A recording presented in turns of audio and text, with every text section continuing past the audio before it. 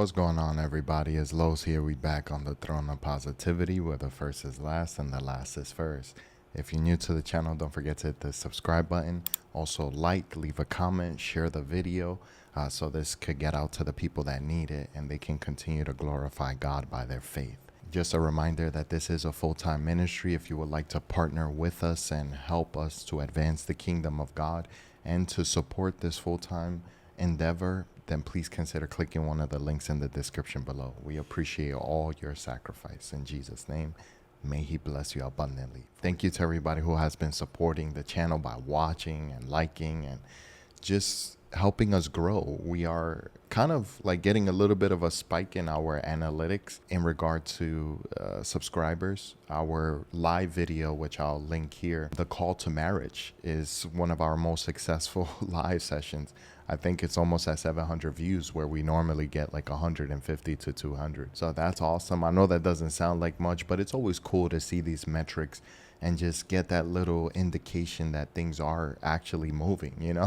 And then also we're getting a lot of subscribers from that video, and actually our last video that was scheduled about 2 weeks ago in regard to God working it all out. That video is kind of taking off a little bit as well and got us a lot of subscribers. So it's always cool to see the ministry grow. I just want to say thank you to everybody who has supported and shared the video, liked or commented. And with respect to that, I just want to give you a little bit of an update on the ministry.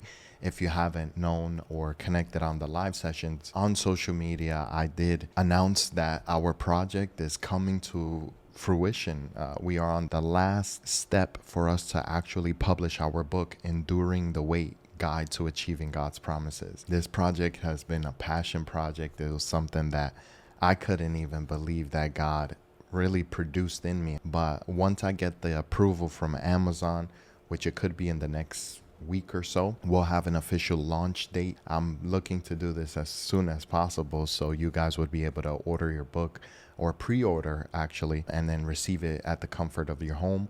However, I do plan on doing a release date here in San Diego, where we do a book release. I need to communicate with a local cafe to see if they would be willing to support us and if they would allow me to do it. And then we could either do like the book signing, I'll sign books for people, and then I don't know if they'll let me do a message or anything. Whatever way they let it happen, it'll be cool. If you want to support in that way, to buy the book in person, get your signed copy, and then that we could talk and maybe answer questions, discuss. I could give you advice, pray for you. It would be exciting to meet everyone from the ministry. So if you are close to San Diego and you would like to come through, I would love to meet you all, and keep an eye out on that. Click the link in the description below for the newsletter. I'm going to be putting out news, and then also today is Tuesday, August 20th. It's currently 1:40. So if you want news in regard to that or any ministry news, then go ahead and sign up. I am working on something to give you guys as a gift for signing up in the future. I'm currently working on that. That's going to take a little bit of time.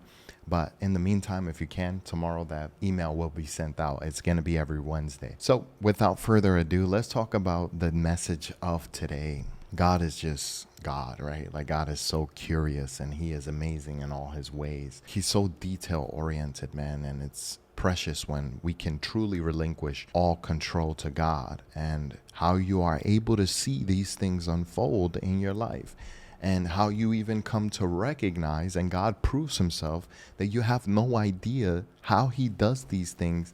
And when they happen in your life, it's like, there was no way that I was going to understand how you moved all these pieces to get me where I am, right? Like, so when God says, lean not on your own understanding, but trust in Him in all your ways, beloved, He's not just telling you that to spite you. Like, I know our flesh, it resists and it hurts, and it's like, man, I want to know, I want to have details, I want to be organized, I want to, organize my life, I want to have my calendar all set, like, that's how it be, right? It hurts to relinquish control and trust in God. I've mentioned before that the opposite of faith is not doubt. People don't understand this. It's actually holding on to control. Because if you have faith, you don't control. You recognize you don't control. And you can have doubt while moving in faith. Like, this is the contrary nature of the English understanding of faith. Because Faith in the Bible is not faith in the sense of belief. Faith in the Bible is faithfulness. It's an action. It's a loyalty. It's a connection. It's a holding on and moving forward. So that's how you can move in action while having doubt. So these are not problems. But the problem is when we say we have faith, but then we're holding on to things that God is asking us to let go. If you want to move forward in your life, if you want to see the beauty of what God has planned for your life, which you have absolutely no idea the beautiful things that he has for you that shall far exceed all your expectation, then, beloved, get comfortable with being uncomfortable and letting go of things you don't want to let go of. And this is just a process. It's not something that's one time. You come to learn. Like every day I'm learning, like, man, I really didn't let that go. And you recognize how stubborn you are as a human being, where you hold on to mentalities even that you know you're wrong in. You know you need to stop thinking that way. You know you need to stop doubting. You know you need to stop being obsessive about like the process, or how is it going to happen? When is it going to happen? Like what is going to happen? Like if you let that go, it's going to help you so much more, because it's just beautiful when you actually recognize that when you serve the God who reigns supreme, you will always win. The victory is yours. The victory is yours. It's just there for the one who humbles themselves. God has guaranteed us the victory, right? That's our inheritance. But in order to receive our inheritance, it's a voluntary inheritance. It's not an inheritance by default. Meaning that whatever the battle is, whatever the spiritual warfare is, or any warfare, the victory comes from letting go.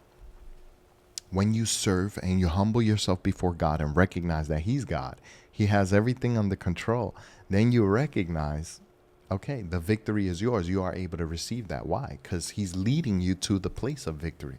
He's bringing you to the place of abundance. And one thing you have to recognize about life is there's no such thing as coincidence, family. If you ever have to look at something and be like, I wonder if that was coincidence. I wonder if that was chance. Was that luck?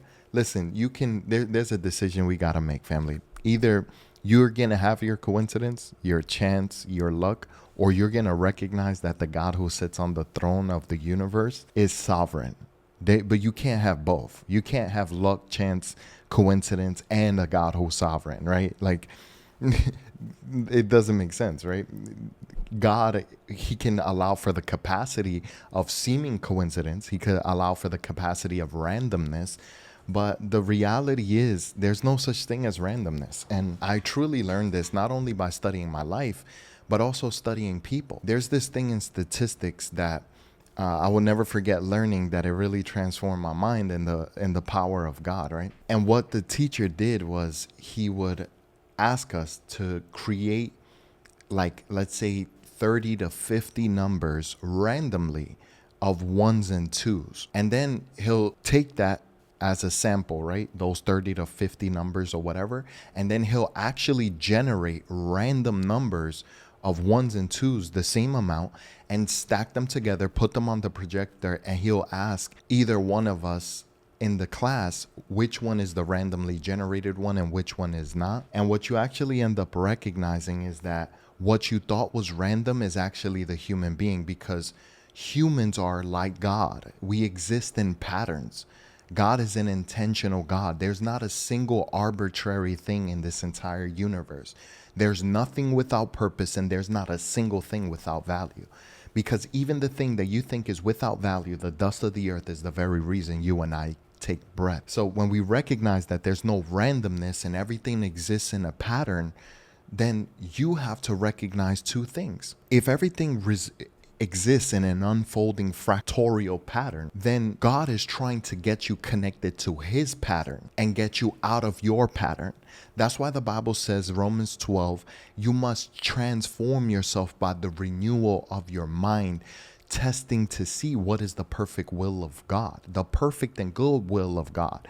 When it says transform your mind, what it's saying is change the pattern completely. And the Greek word seems to indicate like a brain transplant, like taking a new brain and putting it in your head to be completely different. So when you recognize that God is trying to bring you to his pattern that will not make sense to you at all, if you was to see it, you'll be like, man, I wouldn't even know how you would do this in my life anyways. So the only thing God can default to with the feebleness and weakness of our mind is simply to default to saying, you just have to trust me. Because Habakkuk chapter 1 verse 5 says, even if I told you what I'm about to do in the nations, you wouldn't believe me. You can't understand. We wouldn't understand. This is why Jesus says, you don't understand what I'm doing now, but one day you will. So the only solution is that while you are being tested, because we're tested until the promise is completed, according to Psalm 105, verses 16 to 19, you have to trust what you don't understand and walk in the dark until you are brought into the light and the promise is fulfilled.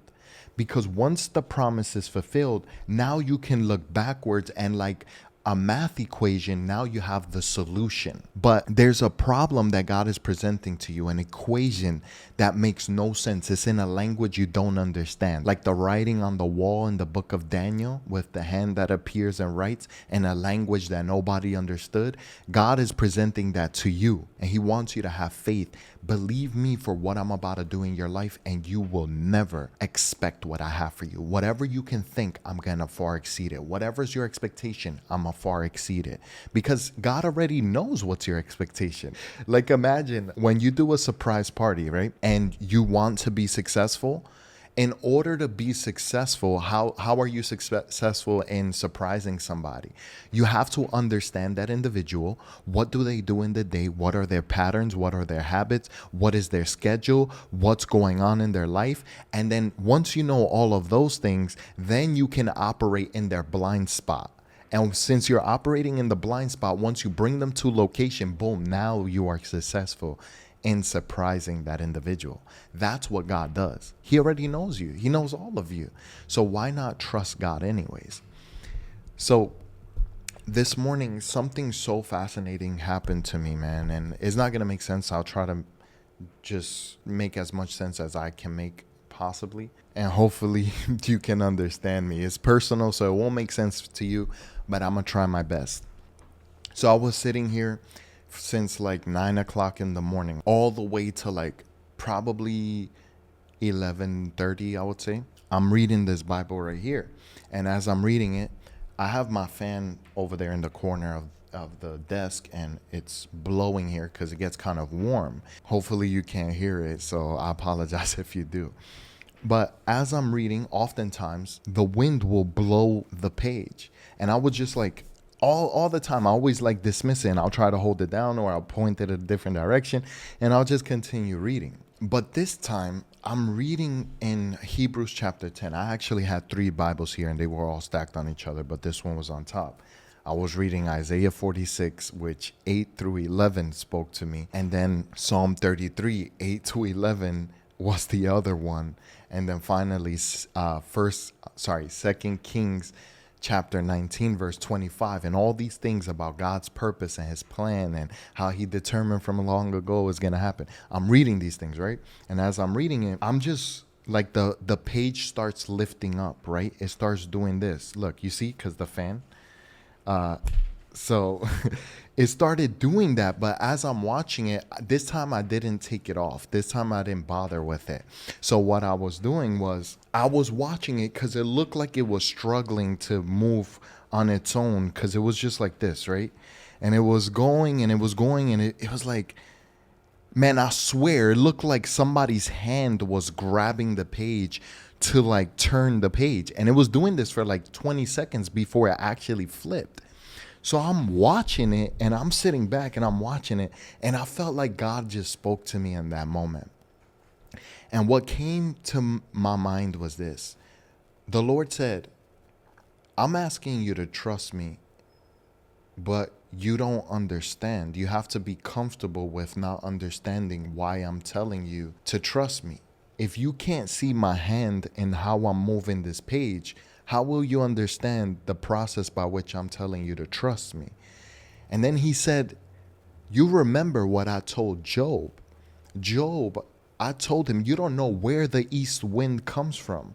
Do you know where the wind is stored up at the ends of the earth and how I call it forth to run through? If you don't know these things, how can you know the things that I talk to you about? Right? And I was thinking about the wind because it's like trying to turn the page. And it was even more incredible because we're talking about the Bible and his promises. So I'm watching this and I'm hearing God talk to me. And I'm like, Lord, there's no way that I can understand these things. How will I ever understand? I just have to default to trust you. These are things too marvelous for me to comprehend, like David says. So if we don't know where the wind comes from, we can't see it. It goes to and fro. Like the Bible literally talks about the wind being stored in a specific place and he calls it forth. I always imagine like it actually being a literal thing in heaven and we're going to go and see the wind of where it is stored, right? So I'm like reading the word and I'm thinking about that. I'm like, man, Father, I just want to believe in you, Lord. I want to believe in you and I want to trust in you. So I start getting deeper into the Bible. I'm reading and then I get up, I go. And you know, this morning, I'm not going to lie, I woke up with so much heaviness, man. It was one of those days. I haven't had that in a while. I was having this heaviness and it was just, man, it was destroying me as I was praying and I'm just asking God, like, Father, please. I don't want to feel like this. I don't want to think like this. I don't want to commit to this pattern. I hate this when this happens, you know, because it feels like you're your own worst enemy.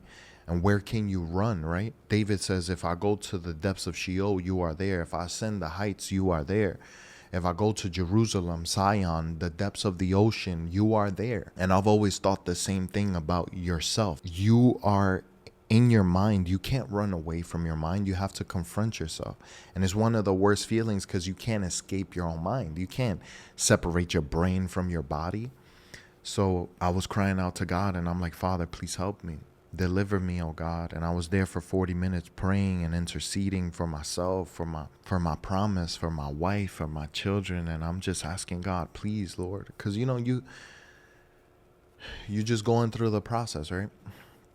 Praying for my family and everything. Then I'm like, man, I got to just go back to bed, man. And like, let this dissipate from my mind and try to go to sleep. So I go to the bed or the couch in the living room because that's where I sleep at. And I look at my phone and I go to my old journal and a journal from last year or maybe like 2 years ago this day, August 20th. I see in my entry I had Isaiah 26 verse 3-4. He keeps them in perfect peace whose mind is stayed on them. And he is our eternal rock. And that immediately gave me peace, man. And I was able to rest and it felt so precious. When I fast forward to when I got up from the Bible and I'm like going off, I started thinking about that and I was praying to the Lord and I'm like, Father, we should make a video because what do we seem to indicate or what do we imply when we don't trust you, Father? Is it not that we are accusing you? Are we not implying that you are not trustworthy? Are we not implying by our lack of faith that you are unable? And it was like hurting me. And I'm like, I don't want to be like that. I don't want to make accusations against you, right? Because if we have no faith, we're saying God can't do it. You ever wanted to do something for somebody and they didn't believe in you? Like, that's a hard letdown. That's a hard disappointment. It's like, man, I have every intention for doing this in your life and you don't believe in me. So on the basis of connecting with that pain of disappointment that somebody doesn't trust you, it's like, imagine how God feels when we're in that moment. So the idea that I had for a video was, and you're not going to believe me. I don't know if you're going to believe me, but I was like literally thinking about the song, The Story That I'll Tell. And I was like, yo, God has never failed us. Our story will not be that God failed us. It will not be that God brought me this far and he allowed the nations to destroy us. God brought us to the wilderness to let us die. No, the story will be that God was faithful because he is faithful. And if we will trust him, we will see him. So I came back and I sat down at the desk and I started reading again to finish my study. And my mom sends me a picture of my nephew from a couple years ago that he was playing with coffee, and it distracted me for a little bit. And I was like, man, Lord, is this what you want me to post about? Because it was cute, you know what I'm saying? And I felt like God, he really wanted me to post that. And then, like, as I'm laughing with my family because it was in the group chat, my sister sends me a picture of him now, from Saturday, the 17th. And he got his little Dominican flag hat on, looking bad Dominican. And he's so cute. So I posted him and I wrote a little caption. That was around like 9:30. And it was so fascinating the way that when you obey God in things that you think are seemingly insignificant, that he confirms his word about the very thing that he's talking to you about. Because without fail, within, you know, whatever, like, God spoke to me that our story will not end here. He's not going to fail us. He didn't bring you this far just to abandon you, right? Because this is the human condition, is like you're always thinking in these ways. Like, on the presentation of resistance, we already admit defeat, right? That's how our flesh works. We fear the giants. We, like, not recognizing that God is the giant. God made the giant. God is the king. He sits on the throne. He will forever reign. And if you command that giant through praise and worship to God Almighty, that giant has to humble himself. And as he touches the ground, we touch the ground because we serve the Lord Almighty. That victory is guaranteed, family. And it's just so beautiful how when you obey God, he brings that recompense. That reward comes almost instantaneously. And he'll show you details about things that you never imagined seeing. So, beloved, I want to encourage you, like, you do not know what God has prepared for you. And when you're tempted to question God, which the book of Job is a beautiful book because all it is Job questioning God. There's nothing wrong with that. There's a difference between questioning God, like, Father, I don't understand. Why does this hurt so much? Why is my reward pain? Why am I always alone? Why is it this way? Why the process? But you're moving forward. That's one thing. It's a different thing to be like, man, this pain, and why did you do this to me? There's two different ways you could approach it, right? God honors the former more than the latter. The latter is disrespect. When you're tempted to go either direction, whichever way, just remember the questions to Job. If you cannot understand how the world functions, if you can't even understand the simple things of life, then how can you understand anything else in life?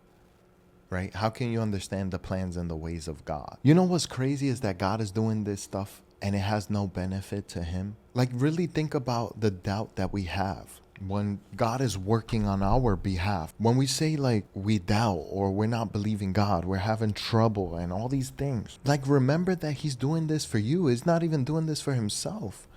Like, what benefit is it to himself? Nothing. And he's committed himself to do it, and he will do it.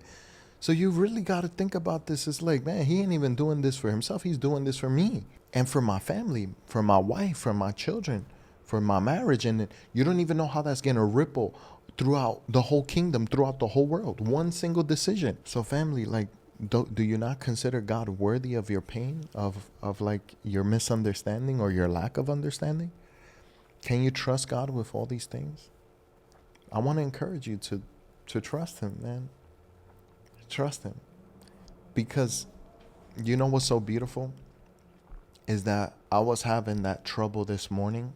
He eliminated that fear or doubt, whatever it was. We sat down, posted, and later he confirmed his word to me.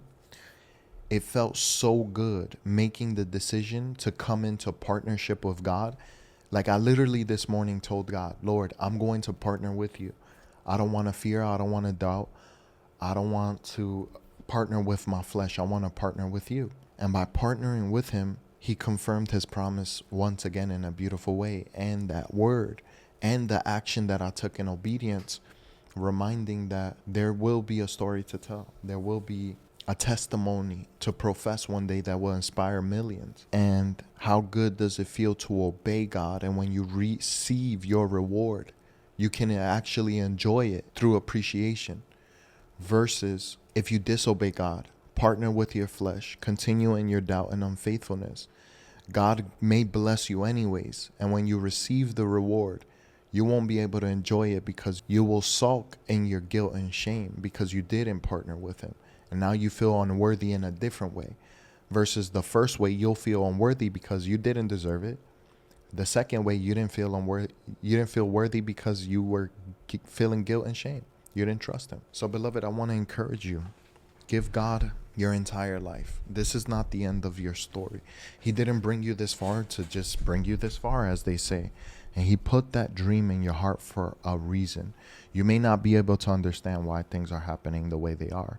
You may not be able to know all things. All right, congratulations. We're human. We're flesh and blood. So just leave things in his hands and continue to trust in the Lord. One day, you're going to receive all that he has promised you, and it's going to be so, so good. So family, that's the end of the video. I hope that it encouraged you to trust that God has far greater for you than you can imagine. Leave it in his hands. Leave it in his hands. But anyways, family, it's 2:00. I got to eat. I haven't ate since yesterday, and we got to go live. So check out the links in the description below. Sign up for that newsletter. You don't want to miss out on those encouraging messages and those news and updates.